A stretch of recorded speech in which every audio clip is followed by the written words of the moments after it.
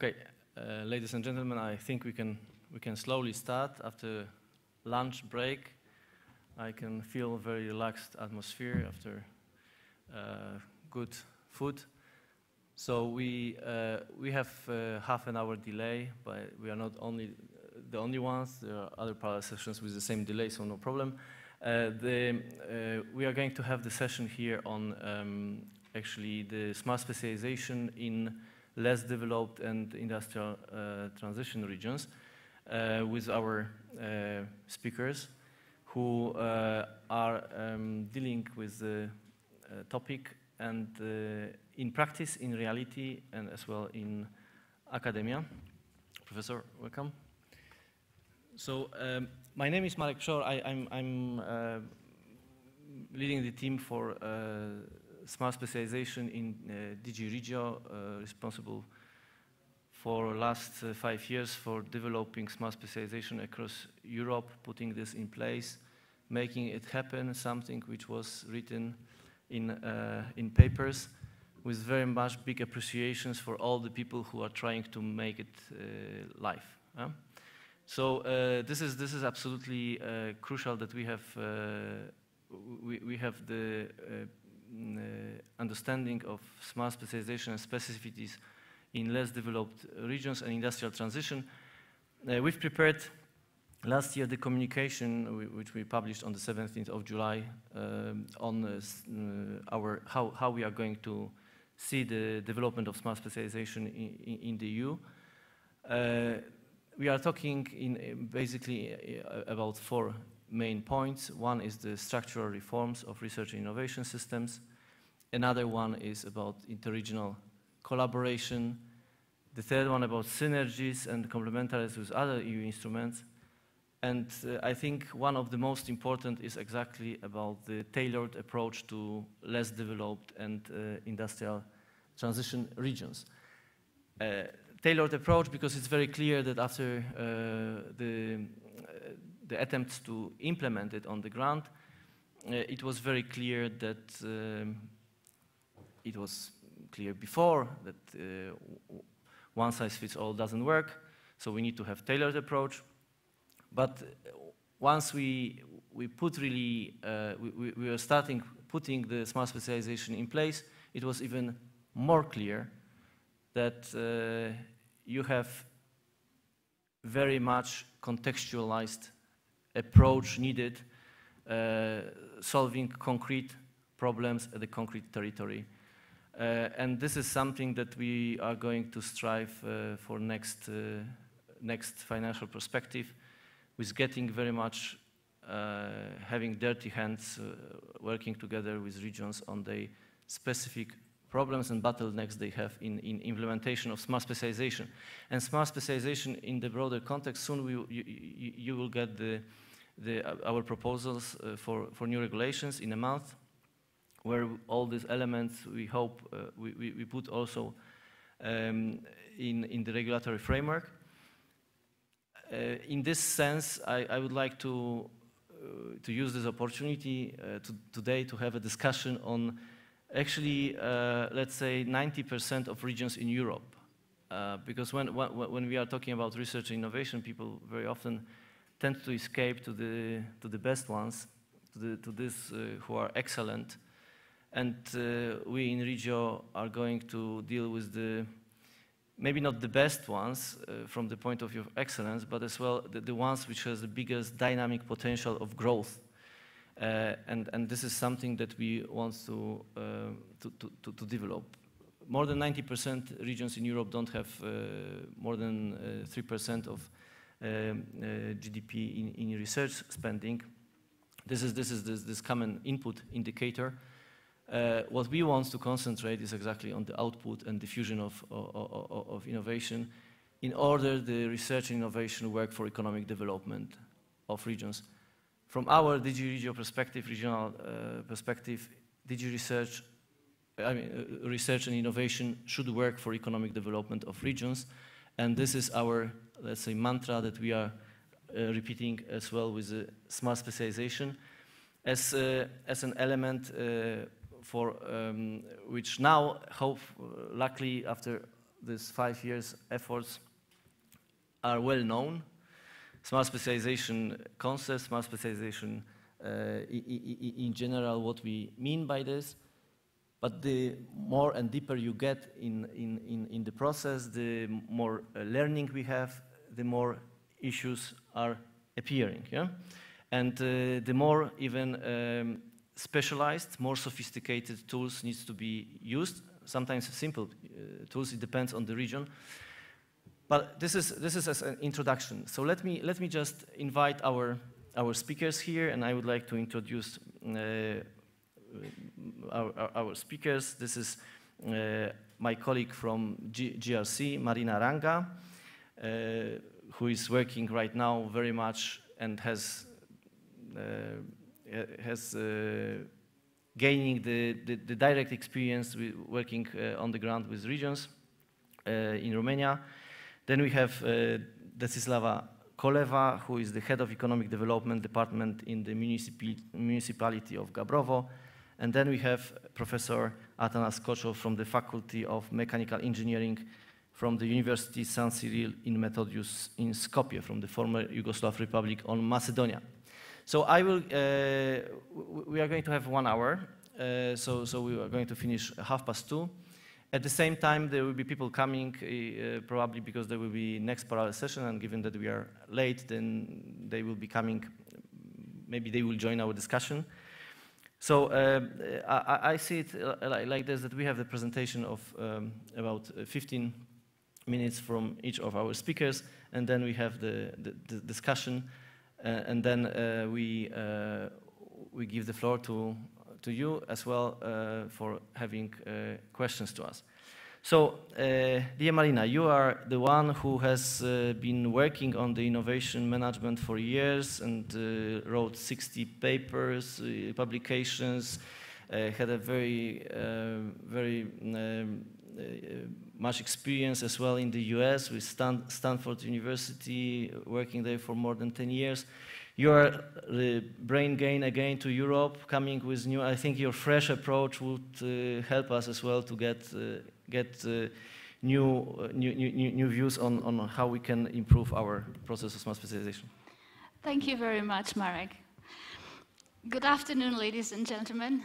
It's a great pleasure for me to be here, and I'm really pleased to have this opportunity to discuss about a project that we are running now within the JRC. This is a great opportunity to meet representatives from the countries and the regions that are involved in this process, and to have a direct exchange, because what we have learned running this program for about 1.5 years now is that the real evidence and the actual communication and getting in touch with the reality of each region is really invaluable. And without this direct touch with those directly involved, our recommendations, our support actions will not have the same impact.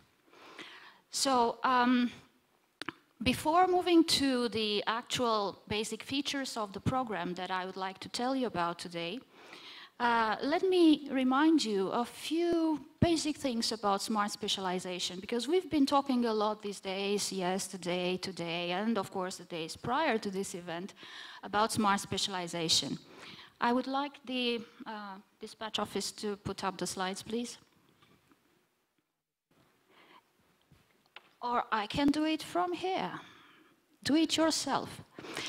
Okay, so as I said, before going into the depth of our project, I would like to discuss first a few basic things about smart specialization, just to point out some key aspects of the process and what especially does it bring new to research and innovation. And then I will give you a few words about the project itself, and then I will focus on 2 countries that are part of the project, particularly Romania and Greece. So if we are talking about smart specialization, it's a very interesting thing. If you ask 100 people, they will give you 100 answers. And that's, of course, something that shows the complexity and the charm of the subject, but it's also something that can be sometimes confusing. So let's take a look at how it was defined in the books, in the official papers of the Commission. It was defined as national or regional research and innovation strategies. So that's important because it means we are in the research and innovation universe. No matter how much we talk about different ways of doing things, we are still in the research and innovation world. But what comes as a specific feature is this bottom-up priority setting, decision-making, in building competitive advantage for the regions. This is where comes into the picture this concept of entrepreneurial discovery process. It's a nice metaphor for something that has been going on for 30 years, if you like, the collaboration among the key innovation stakeholders, university, business, government, and more recently the civil society, the quadruple helix. But this time they come together and they stay together in a systematic framework of doing things. And another typical thing that is written there is the better match between research and innovation strengths with business needs. Again, we have been wanting for that for decades, but now it's a much more systematic approach of doing that. For the purpose of addressing emerging market opportunities, market niches, building competitive advantages, and not just for those countries and regions that are at the forefront of scientific and technological progress. Some countries that are more lagging behind, some countries that are more specialized in low tech or medium tech or no tech can also find a way in this process. And finally, of course, there is this fundamental dimension of using smart specialization as a tool for a more effective use of EU structural funds. So basically, what does RIS3, smart specialization, bring new? It's this closer connection between research and innovation and regional development, a better reflection of the regional needs in the process of research and innovation, policy making, policy implementation, and involvement of the stakeholders, as I said, which should become systematic, not just occasional in some phases of a project design or applying for calls. We are also seeing a very critical aspect of the process, the increasing importance of the regional level of governance in research and innovation, and also in RIS3. And that comes together with the strengthening of this coordination between the local, the national, and the EU level, which we call the multi-level governance. We are also talking about introducing better, more effective monitoring and evaluation systems, a more effective use of indicators that would show us that the processes are going well, that we are on the right track. And last but not least, we are also putting a greater emphasis on technology development, technology modernization, technology diversification, access to global value chains, as well as strengthening capacity in those market niches. And at the end of the day, if we look at these aspects from an integrated perspective, it's very easy to see that the ultimate result of that is the accelerated development of regional innovation systems. Now, how do we do that within the JRC? And I'm happy to say that we have enjoyed a great cooperation and collaboration from our colleagues from DG REGIO in developing this. The JRC project, called Targeted Support to RIS3 Implementation in Less Developed Regions, or what we called in short the lagging regions, is actually a framework for 4 complementary projects, 4 complementary JRC activities. We are talking about the so-called Lagging Regions project, which you see encompasses 3 projects, and in close synergy and complementarity with that is the Stairway to Excellence. Under the Lagging Regions umbrella, we are developing this project that looks at 9 regions from 8 countries. Then there is a specific project that looks at Romania, and then it's a specific project that has been developed in collaboration with DG Education and Culture, which looks at the role of universities in smart specialization. The first two of these have been implementing, in fact, some preparatory activities of the European Parliament, preparatory actions, in collaboration with DG REGIO, the last one with DG Education, as I said. And Stairway to Excellence also comes from the European Parliament. They've been running since 2016, as you can see there. The HES is already in its second stage, Stairway to Excellence already far advanced. The RIS3 in lagging regions, so the big project that focuses on the 9 regions from 8 countries, you can see them there, is actually looking at 2 categories of regions, which have been structured like this, further to a classification decided by the Commission, into the so-called low-income and low-growth regions. The low-growth regions are those where the GDP per capita is below the EU average, and the low income are those where the GDP is below 50% of the EU average. So in the first group, we have countries like Spain, Italy, Portugal, and Greece, Southern Europe. And then in the low income group, you have countries like Romania, Poland, Hungary, and Bulgaria. Poland, Hungary, and Bulgaria have participated with 1 region each, and Romania has entered with 2, Northeast and Northwest. Having this variety of regions, you can imagine this was not an easy task because each of them needed a particular customized approach. Each of them has their own particularities, realities. So we had to balance at the same time the need to understand the specific particularities of the research and innovation systems in those countries, the way it is manifested in those regions, and at the same time advance towards accomplishing the main objectives of the project, which were to support the refinement and implementation of the RIS3 strategies of those regions, also generate wisdom, lessons, recommendations for other models, for other regions, and also test the theories that were surrounding the concept, and more generally the concept of regional innovation, development of regional innovation systems, and so on.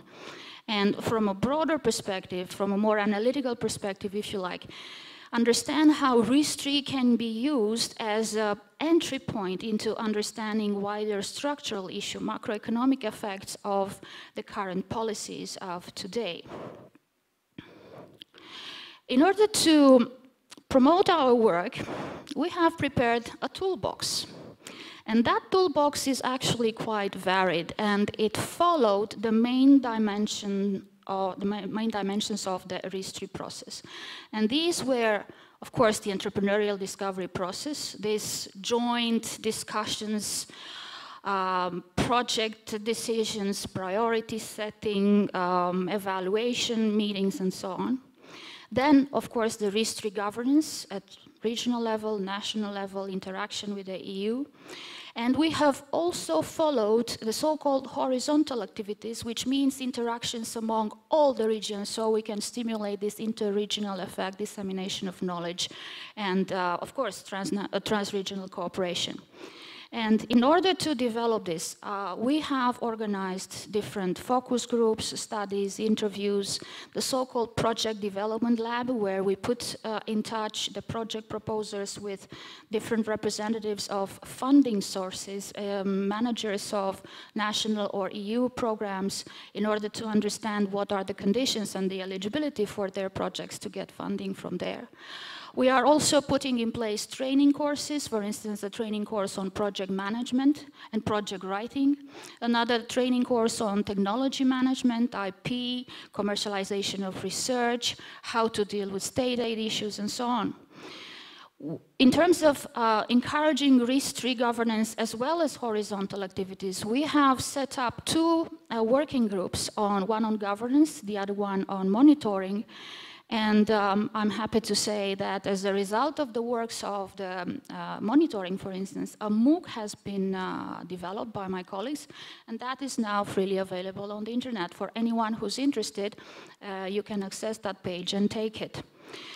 We are also enjoying the advice of a group of colleagues who are acting as our advisory board, and we are graciously calling them the board of critical friends. They are of great use to us. Now you can see there's a lot more to that. We have put in place a number of workshops on the thematic platforms of the S3 platform. We are also preparing a training course on S3 in Seville. And very importantly as well, we are preparing a twinning initiative between leading and lagging regions. Now, let me move to the concrete facts of our work in Romania.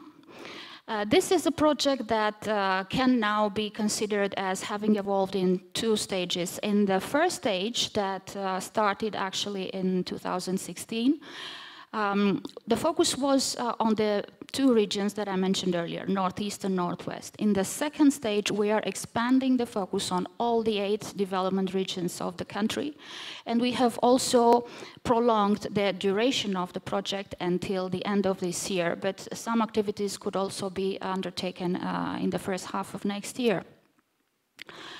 As I said earlier, we need to have a very clear understanding of the national and regional context, and for that reason, a good understanding of the R&I system is essential.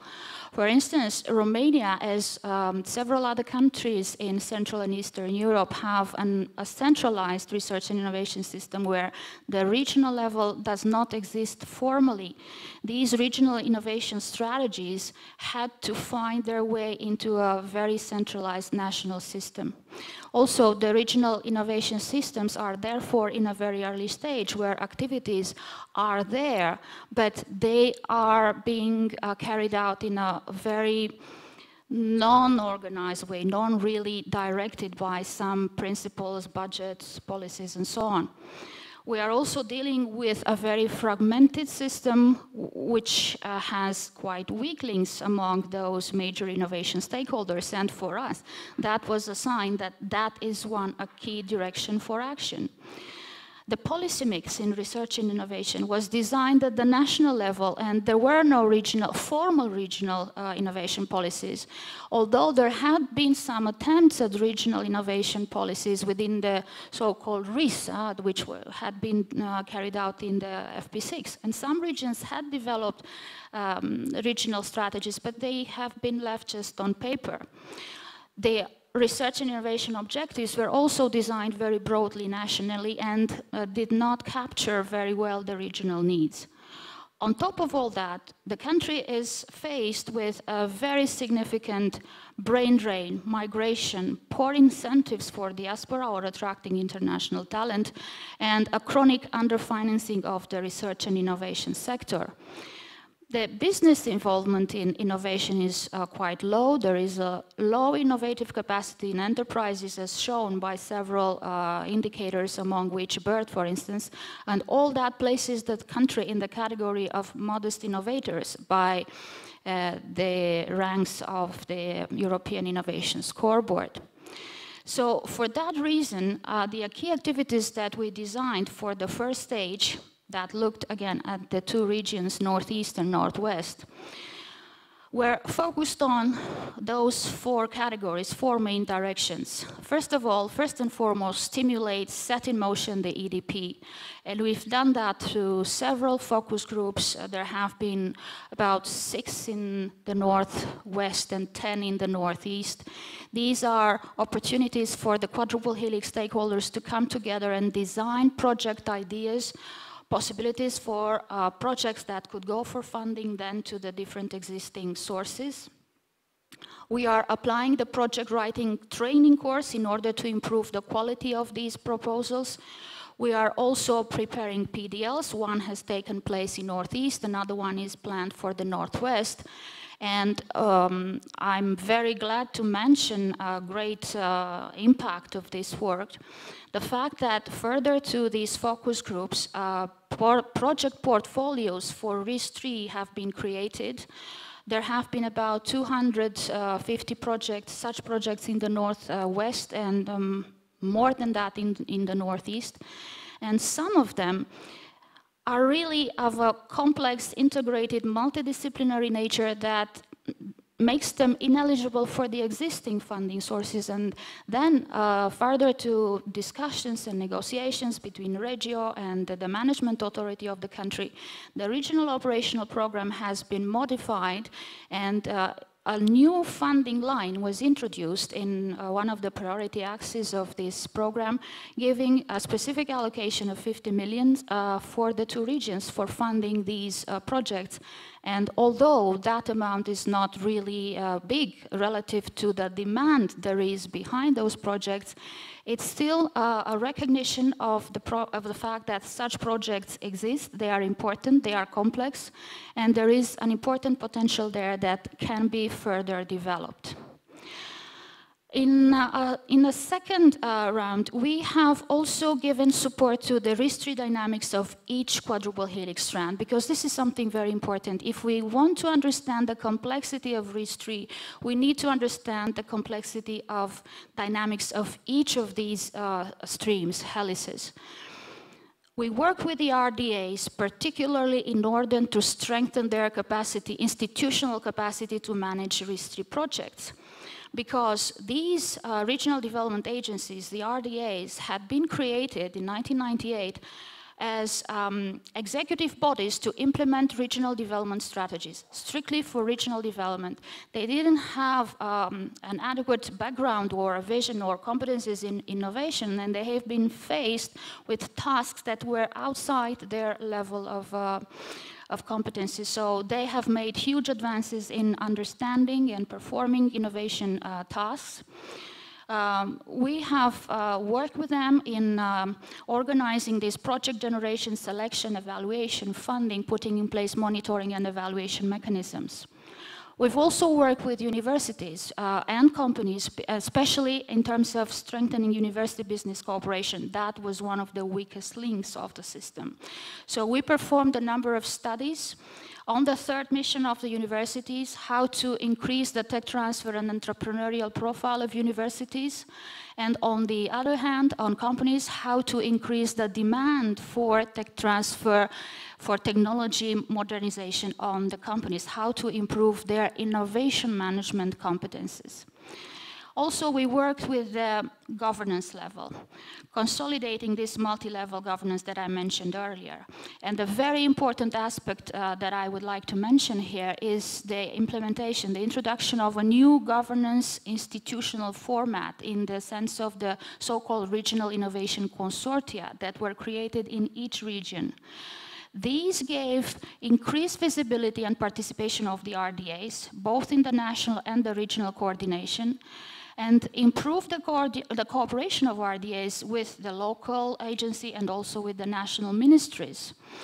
Many RDAs reported this improved cooperation with mayor's offices, local councils, because they were involved in the process and they realized they were beneficiary of this process. And finally, those horizontal activities that I mentioned earlier with the two working groups on monitoring and governance, and also a workshop on transnational cooperation that we are preparing for the second half of the year, which will discuss several cases of cooperations between regions. This is an example of those RIS3 project portfolios, for instance, in the Northeast.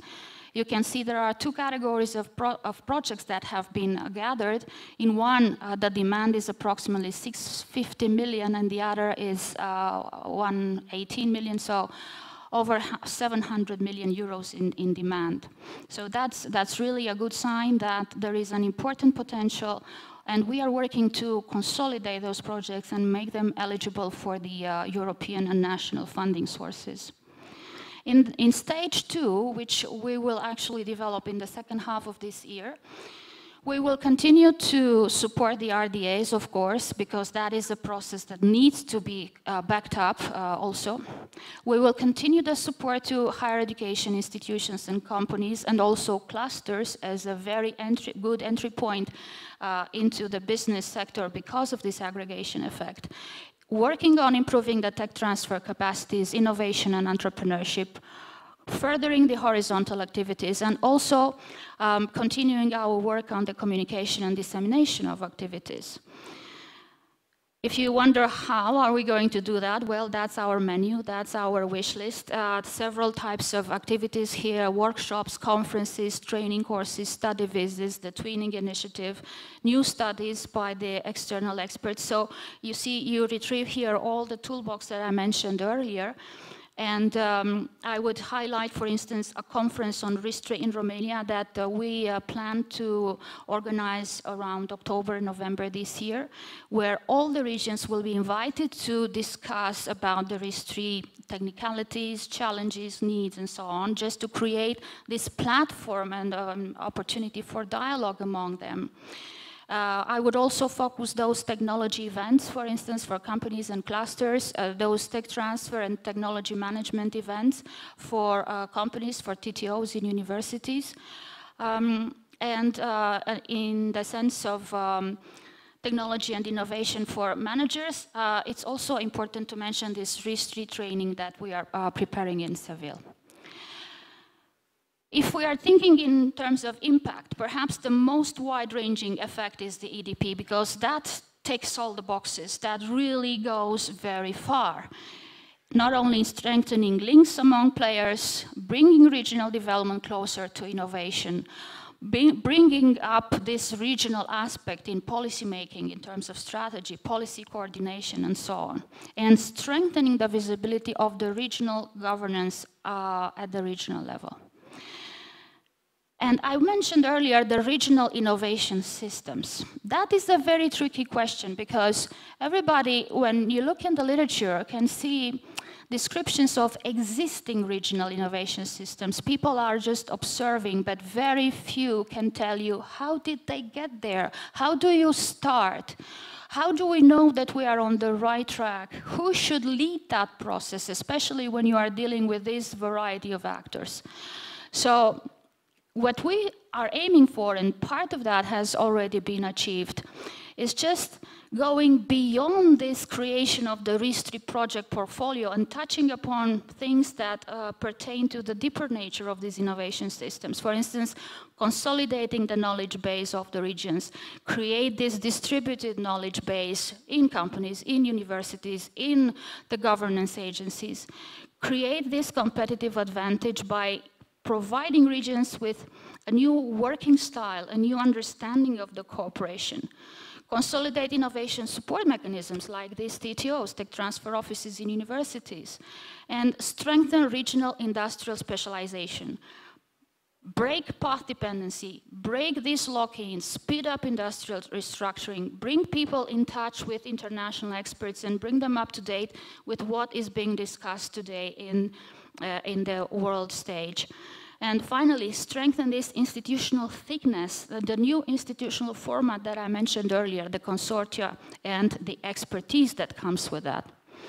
And now just a few words about Greece, because our work in Greece does not occur only within this stage of the project. Actually, the project had a precursor support that was called Support to RISTRI in Eastern Macedonia and Thrace, which took place in 2015-16.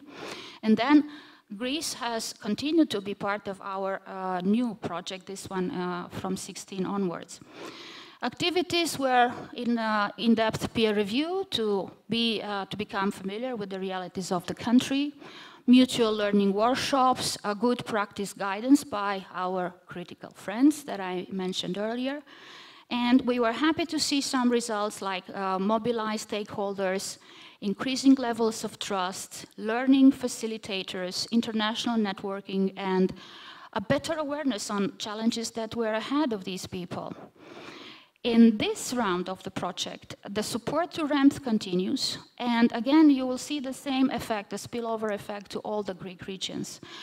We've tried to do that in a recent workshop that took place last year in November, and then through a survey on RISTRI implementation in all Greek regions, in order to see where the bottlenecks and obstacles lie. And what the findings of that survey show that in terms of monitoring, there is still some work to do. In terms of barriers, there are also some things to do, and in terms of good practices, things that need to be shared. We found out that there is no region that would have a fully operational monitoring system, but many regions have made progress towards implementing that and identifying the right indicators, and especially those that are available at regional level. The same problem of limited coordination among national and regional actors, the same problem of poor regional coordination and delays, insufficient exploitation and little awareness of EU opportunities, and the low involvement of the business sector. But on the other hand, these EDP focus groups have created good venues for dialogue among the people. Many of them said it was really the first time that we had the chance to speak with partners from companies, and there are so many things we can do together. People in Greece are also starting to implement an electronic platform for submission and evaluation of ideas. This is something they do in Crete and Thessaly. And then the regional authority, rather than the management authority of the ROP, has taken complete responsibility for RIS3 in Crete. What we will do next, further to this survey, is an organized peer learning event. That was actually happened, but then further to that, there will be more work on all the 13 Greek regions together with international experts and people from the country to spread the word about these best practices in RIS3 governance, diversify the policy instruments, advance the RIS3 monitoring, and develop those established mechanisms that would be followed by all the 13, and clarify several issues related to state aid, which appears to be a major problem in developing projects for RIS3. And as a broader and more ambitious step that is forthcoming is this setting up of national networks of regional innovation councils or technical bodies that would ensure this more technical approach to the whole process. I will stop here for the interest of time. Thank you very much, Marek. Marina, thank you very much for this insight of tailored approach that we as Commission are providing to different regions. We will go on with presentations. Then, if I can invite the people who I have a very great esteem, because these are the people who are doing really the smart specialization on the ground. Meeting people, organizing, facilitating, solving problems on the daily basis. Desislava, could you tell us how you are trying to put in place smart specialization in your city? First of all, thank you, Marek. Thank you, Marina. It was a very interesting presentation of JRC and their work with us.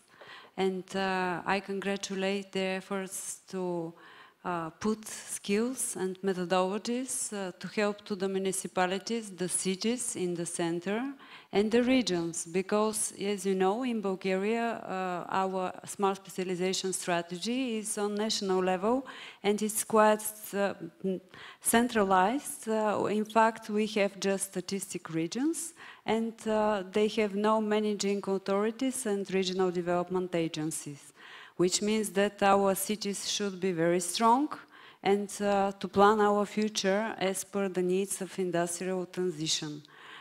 I want to say it's not an industrial transition, in fact it is industrial renaissance, because for example Gabrovo is one of the most proactive industrial cities in Bulgaria. It is in the center of the country, and also we are managing the north-central region of Bulgaria, which vision, according to the smart specialization strategy on RIS3 level, is to become more competitive and to create more attractive new jobs, to increase the incomes, and to have full creative and professional realization of the people living in the territory. The most important thing is that strategy was created and it was approved by the Regional Development Council, but in fact it's not in action. That's why Gabrovo Municipality put efforts on strategic planning level and included under the first priority of our municipal development plan, our plan for innovations, which is kind of a smart specialization strategy for Gabrovo. But our model, we want to multiply in other Bulgarian municipalities and abroad, because we started from the same beginning to work as it is with the industrial potential of the city and our history. We were known as Bulgarian Manchester. Let's see some numbers. Gabrovo municipality is exactly in the central part of Bulgaria. Our important transport corridors are passing through the municipality, but it's just 60,000 people living there. But in 45 minutes we have 200,000, which means that our industries are recruiting a lot of people employed in big companies. Just some additional numbers. We have more than 3,200 companies, and we have about 300 manufacturing companies and more than 50 people employed in manufacturing sector. Machine building industry, tool equipment, plastics, different kind of industries in high-tech and ICT startup companies very emerging, which means that we have to put the resources and efforts on the existing economic sectors of Gabrovo, and we work very strongly in partnership with Plovdiv and Sofia, and we try to develop our educational system according to the requirements of world standards and patents in universities, because Gabrovo is also famous as the second biggest technical university in the country, and we have also another 4 universities in North Central region. So Gabrovo is kind of motor of smart specialization implementation in North Central region. We work together with RUSE in Risk Logging region project with JRC. Just some additional data. You can see that Gabrovo is on 5th position in the country concerning gross domestic product, which means that sustainable economic development based on innovations is the most important priority of our municipality. Also, you can see that we have the highest employment rate in the country according to the data from 2016. But we are continuing to have these trends in the last 2 years. I have already mentioned about the main industries, but we are known as the most proactive municipality in Bulgaria concerning recruitment of EU funding, and we are working very close with the European Commission and many regions in Europe in a lot of international projects for cooperation concerning support of SMEs and the provision of better services to SMEs. Working on the ground is the best approach which can be used as a model for sustainable economic development, enhancing innovation potential of companies and boosting entrepreneurial discovery process. This is our mayor, Tanya Hristova.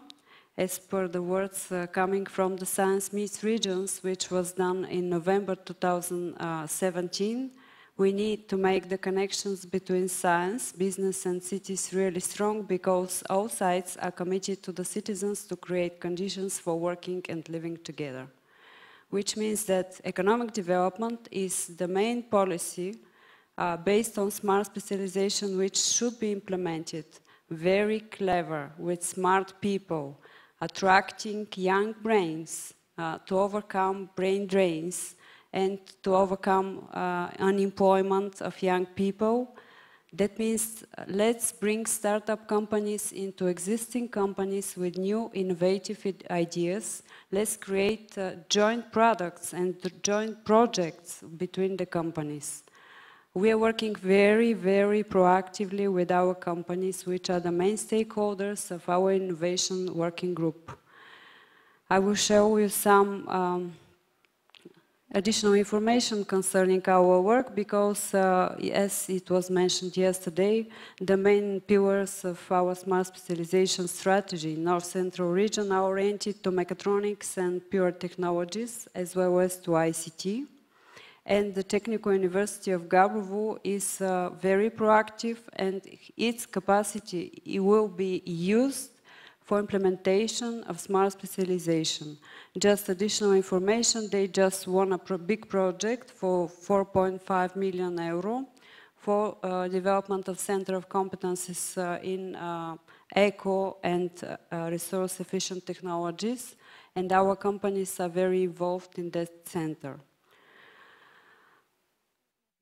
Strategic objectives of the Gabrovo Plan for Innovations are oriented mainly to stimulate R&D and innovative activities in companies, boosting entrepreneurship and technology transfer. I think that the big challenge here is that the municipalities now, because of lack of intermediaries, should play the main role in mentoring the existing ecosystem and pushing entrepreneurs and following all the processes in order to have efficient implementation of smart specialization, which means that the role of the cities is quite important in that point, and we have to be kind of a connector and friend of business, friend of universities and academia, and to find the best diplomatic way how to move ahead and to overcome all the challenges of the territory. For example, you know very well that one of the characteristics of the lagging regions is the biggest demographic decrease. When young people are leaving and there are a lot of elder people, that means that we have no way to overcome the lack of skilled personnel for the companies, which is the biggest problem for the companies at the moment. And because of our regular meetings we have with the stakeholders, I think that the most important issue for them is now to recruit new qualified personnel and to improve the educational system in order to meet the needs of local companies.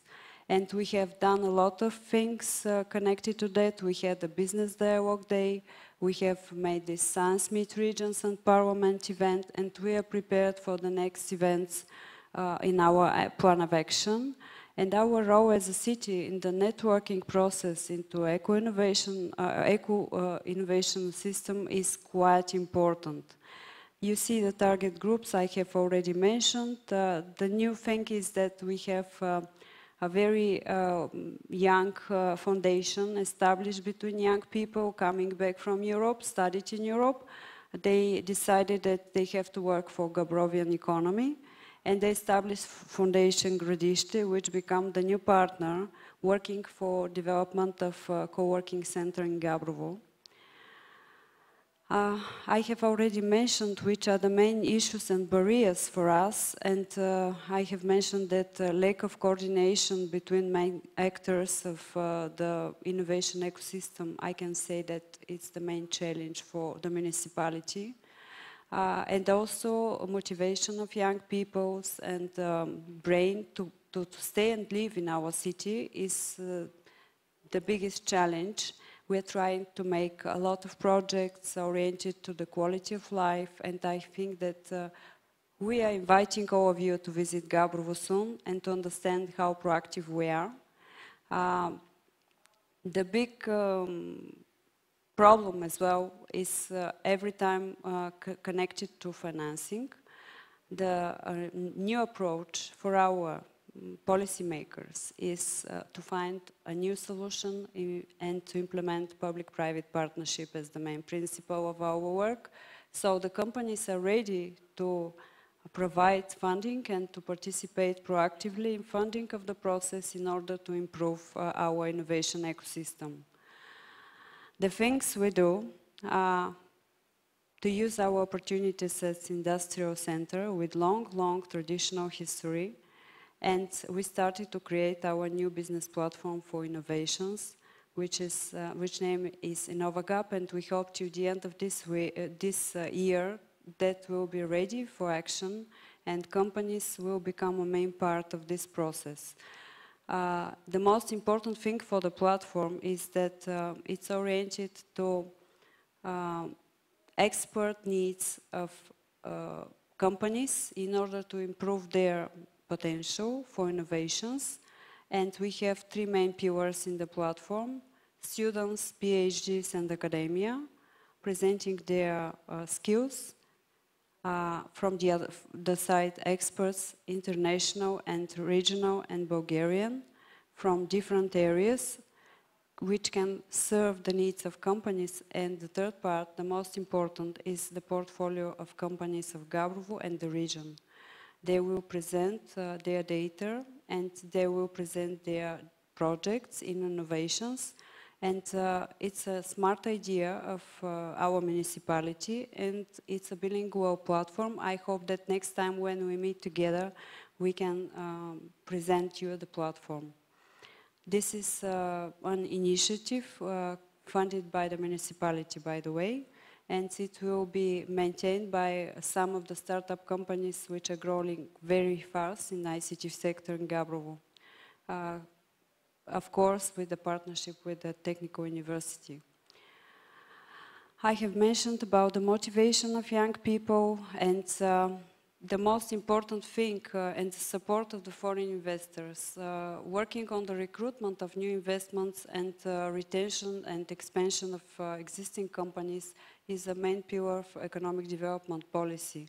I think that when we speak about smart specialization, it's important to see your background and to know that the most important is to push and to put attention on the main economic development sectors who are increasing your incomes and GDP. So we put more attention on that, and we created our information database, which is also another economic analysis tool which we use for management of our economy. And every year we order business data from the National Statistic, especially prepared for Gabrovo Municipality. And this geographic information system has economic layer, where you can see all the activities and portfolio of the companies that will be used effectively for the new platform development. And approved action plan by the stakeholders now is consisting of three main actions for the future. Development of communication environment for local companies. Part of it is the platform, economic GIS layer, and also we have done deep study on innovation potential of the companies.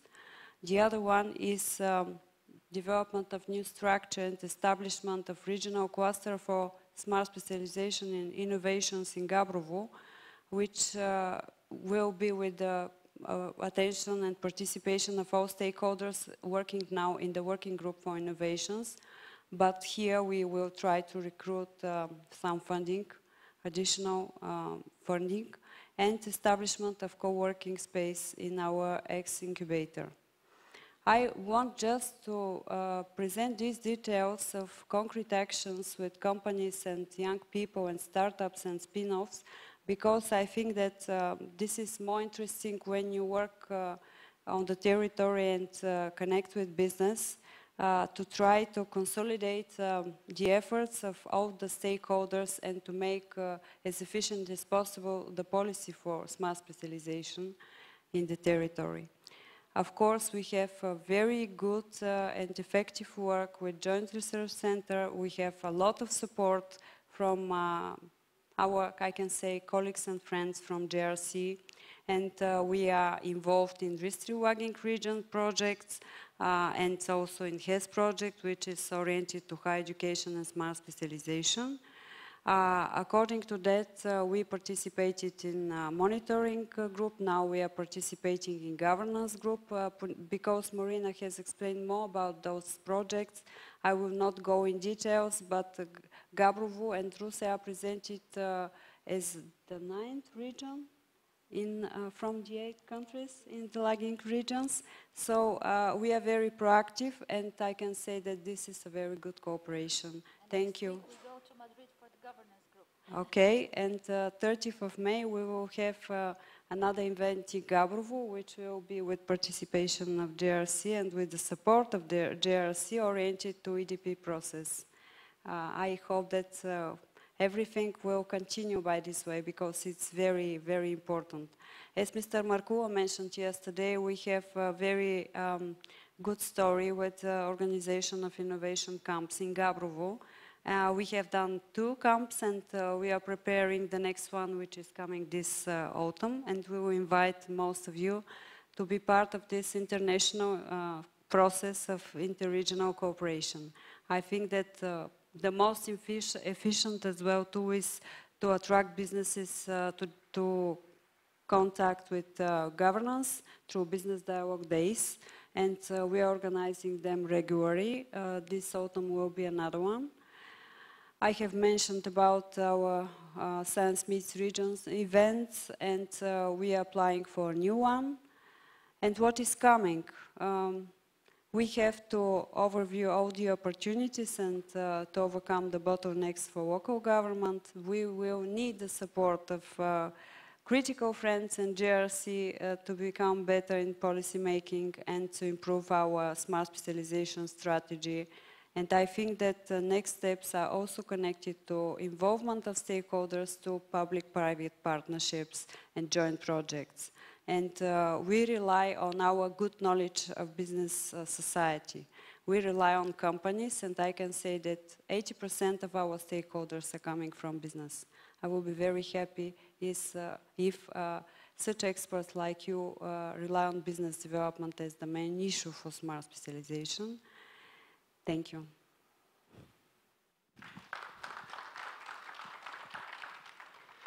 Thank you very much, actually, for showing us the example of concrete actions that you are taking on the ground in Gabrovo. This is the example how, particularly the EDP process, which is going to be continuous and to focus areas, find the focus areas where you can have the project pipeline and prioritize. This is the example where the smart specialization started to kick off in a certain way. You are representing the university from Skopje, from the former Republic of Yugoslavia, Macedonia. You are starting the process, so could you share us your views as a kind of beginning of the process from the university point of view? Thank you so much. I'm sorry, I have spent 30 years at the university, so I cannot sit in such a comfortable armchair, leather armchair. I think it's more for politicians, so I will stand up if you don't mind. And also those slides were very, very, very strong. So actually, yes, we have started in Republic of Macedonia, but before I go with what we have done up to now for the smart specialization strategy, I would like just to mention a few things. I don't know where I should point this one. It looks it doesn't work. Yeah, but no. Okay, now it. Can you do it from the back or? Okay, perfect. So the first thing is actually, if we go on a practical handbook for regional authorities, which is published by the European Commission and the JRC, it says that the higher education for smart specialization. And actually, this was our motto when we have started in Macedonia with idea to be a part of the smart specialization platform of the JRC and European Union. First of all, let's say the first question, which is smart specialization and research and creating markets from research. Is it possible in Western Balkan countries, or it is not possible? I would immediately say yes, it's possible. Why not? First of all, there is a knowledge. We are witness that this morning was mentioned also by the Minister for Science and Education from Montenegro, that there is a long tradition on the Western Balkan countries about the research, about the scientific approach to all the problems. But there are also new challenges. But from the other side, there is a lot of problems that are connected somehow with legislative, with different laws, with fundings, and those are actually huge challenges. From the other side, somehow we are still in that era of traditional universities in Western Balkan countries, which is mostly on instruction, research, or some of the services that the universities are giving to small and medium enterprises or to the industry in different sectors. And one very big problem is actually how much money each of those governments are dedicating to the research and innovation. So if there is any country that gives more than 0.5% of the GDP in the Western Balkans, or even, I don't know how it is in Bulgaria and Romania, but I think it's still less than 1%, then we should discuss. And from the other side, this morning, actually I saw 3 representatives from different ministries from Western Balkan countries, and each of them is representing a kind of idea for a smart specialization, for center of excellence, or whatever it is. But nobody mentioned that probably as a region we should start to think how we're going to build our smart specialization strategies, who are going to be our priorities that are still going to connect the region, and it's going to help the economic growth of the region. Because the most important is that each country is too small to grow by its own, but it's very important how we're going to make this network of within the region and how we're going to help each other. And also what we have to do at the universities, on which stage we are now, and where we would like to go in the future, and how we're going to reach that future. And probably one of the answers is that we have to somehow transform our universities to become entrepreneurial universities in the Western Balkan countries. What is the biggest problem? The biggest problem is that first of all, Macedonia, but also the other countries in the region are structurally very, very weak. We still have some political problems, some issues. Serbia, Kosovo, Bosnia and Herzegovina, Republika Srpska, Macedonia and Greece, etc. So it means we are still not trusting each other fully to start the full cooperation, the regional cooperation. We are relying mainly on a basic industry that we have. Unemployment rate is too high officially, the official one.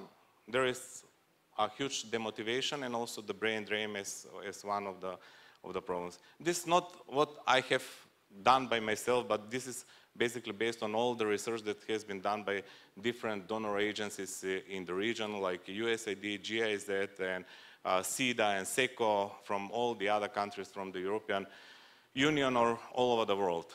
But according to all those analyses, actually, we are still, especially the universities, we are in a valley of debt, because there is a huge lack of funding for any kind of scientific research. There are no sources for big money, so we can do the scientific research. So in that case, it means we need action. We need to do the targeted support to the regional authorities or to the national authorities. How we're gonna engage the higher education, especially in the process of designing and implementation of smart specialization strategies, and what are going to be the priorities of the countries in the Western Balkan countries, and how we're going to actually support not only the triple helix, but now also the quadruple helix system in Balkans.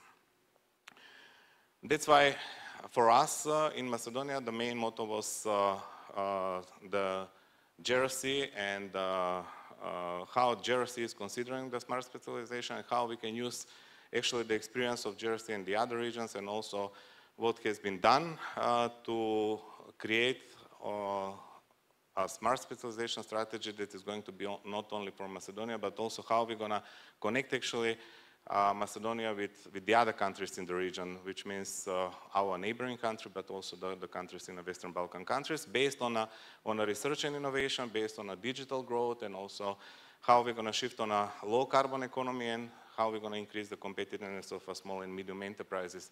And now some of the examples that are going to be presented here are actually the results of some of the projects that have been sponsored by different agencies, and all of those projects are actually part of those 4 pillars that are presented right now here. So I really like this slide, and I'm always saying that not only our country, Macedonia, but also all the regions should be a tiger, that we should focus on a technology innovation for greater economic revitalization. That is something that that we need, something that we have to do for ourselves, but also in our process for approaching the European Union, and what should be the standards that we have to fulfill to become a full member of the European Union. And we are also facing these challenges that the standards are always higher and higher, so we have to run after those standards, how we're going to reach the standards and to become full members of the EU. So this is an example of what we have done at the Faculty of Mechanical Engineering starting from 2004, because we were very lucky. We got a huge financial support from the US Agency for International Development, from also from SECO and from SIDA, to establish, first of all, the Startup Center at the Faculty of Mechanical Engineering, the Training Center, and also the Career Center. And nowadays, we got a new project that is actually the new technology park in Macedonia is going to be established within the premises of the Faculty of Mechanical Engineering. So it means this was a long process where we have gone through all the phases of having the Startup Center, the Career Center, the Competence Center, and now we are actually starting with the Technology Park with all the labs that are part of our faculty. So what are the projects that we have done? Basically, all the projects are actually based on a scientific approach. We are using the same methodology as Jersey is doing.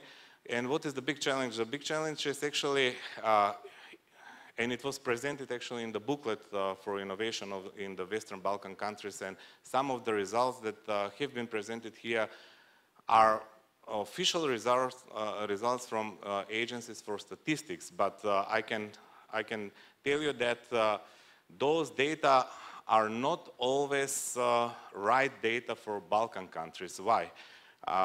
We are from different Balkan countries, but we know that each donor is putting a lot of money to do a kind of survey in the Balkans and to collect some of the data.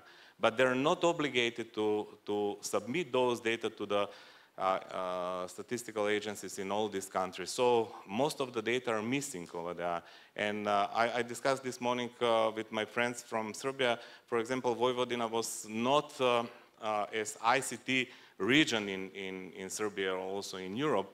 Why? Because some of the data in the statistical office are not correct because of the way how it is registered, etc. So what we have done actually, basically, first we have started to collect the data from the donor agencies in the region of in Macedonia, from USAID, from GIZ, etc. And basically, based on that, by using the multi-criteria decision making, we have started to do the discovery of the socio-economic and environmental indicators. Okay, thank you. And then we have worked also with UNIDO, UN Industry for Industry Development Organization. We have worked also with the World Bank in a different project for technology innovation and implementation to increase the competitiveness of small and medium enterprises, not only in Macedonia, but also in the region. For example, the one that is right here, the jar for honey was done as a rapid prototype in our laboratory for the needs of the Ministry of Agriculture in Montenegro. Another project that is regional, and we are very proud of that because now this project got 3 years more, and it's sponsored at all by UNIDO, and it's going to be resource efficiency and cleaner production, but now it's going to be low carbon economy and chemical leasing. We have several different countries from the region are actually involved, and we are doing actually technology innovation in small and medium enterprises in all the 7 countries in Western Balkan. Something that it's ongoing, it's a project together with the Regional Environmental Center from Budapest in Hungary. They have their offices also in all the countries in the region. We're working on the defining of the indicators for sustainable transportation to reduce the fuel and energy consumption and also CO2 emission. Okay, this is the last one, but what I would like to mention is the last point is actually, and it's becoming out from this morning session, I think that it's time that we should consider what are the capacities in our own countries, what type of laboratories do we have in our countries, and what we have to do to increase the competitiveness of those laboratories, and how we're gonna actually match those laboratories with the Jersey laboratories. And probably it was mentioned also a few months ago that probably we should look forward to get the Jersey label for our laboratories instead of making a kind of center of excellence that is going to be on the regional level, and then actually the big question is how that center is going to be sustainable, because always it's not only to establish or to have something, but we have to think how it's going to be sustainable. And probably we should start also from our laboratories and to find out how those laboratories are going to be improved and how they're going to get the Jersey label. And we have officially being a part of the platform of the Smart Specialization since December last year, and we have started the process with the training of our representatives, and hopefully we're gonna catch our neighbors Serbia and Montenegro in this way for creating the Smart Specialization strategy. Thank you very much. We are pressed by time, actually, because people are finishing the parallel session and they are coming for the final conclusion sessions. We will not have time to have questions. Just one thing. When we were starting the process, there were people who were saying smart specialization is not for less developed regions. For the 5 years, I think it has been proven that actually this smart specialization that we are promoting as a very interactive process, where I'm bringing really the actors in order to set up priorities and then come to really the concrete projects, has proven to lead to changes in we have evidence that in more than half of the regions and member states, smart specialization triggered reforms, regulatory, organizational, process reforms, institutional reforms. So I think this is something which we will not have time to discuss, but smart specialization is a trigger for change, and we will keep moving, getting more and more involved in more targeted approach in particular issues in particular regions. I would like to ask you for applause for our excellent speakers. Thank you very much for your attention, and then I will pass to the final concluding session. Thank you very much.